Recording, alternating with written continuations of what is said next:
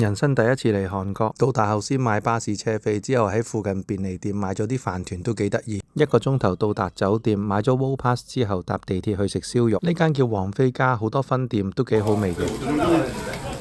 佢個韓牛拼盤就麻麻地，但係醬牛排同埋手工醬豬排都幾正。明洞夜晚有好多街邊檔食嘢，明洞兌換店個匯率好過香港同埋 World Pass。夜啲再食炸雞，不過普通。第二日去咗食 Bagel， 呢間好出名，要用 Apps 攞定飛，亦都好好味。尤其是個 Spring Onion， 我哋覺得好正。搭巴士去咗星空圖書館打卡。11月中已經有聖誕裝飾，呢間嘢食 OK， 但係唔算超好味。去首爾林睇紅葉黃葉，都幾多當地人喺度影相。之後一路行去聖水洞，都幾多商店，不過冇乜特別嘢買到。因為3點幾先食完嘢，所以我哋夜晚9點幾先食晚餐。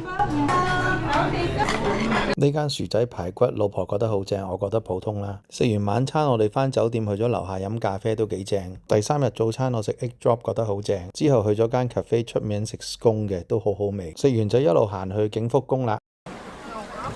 好多人都喺景福宮牆外影相，好多本地人同埋外國人都着韓服喺景福宮度影相。之後我哋去咗食好出名嘅陳奶奶一隻雞，但係就唔好味嘅。去咗樂天超市掃貨，成10點先食晚餐。呢間燒肉我哋覺得好正，啲職員會教你點樣用唔同嘅配菜配搭，同日本燒肉好唔同。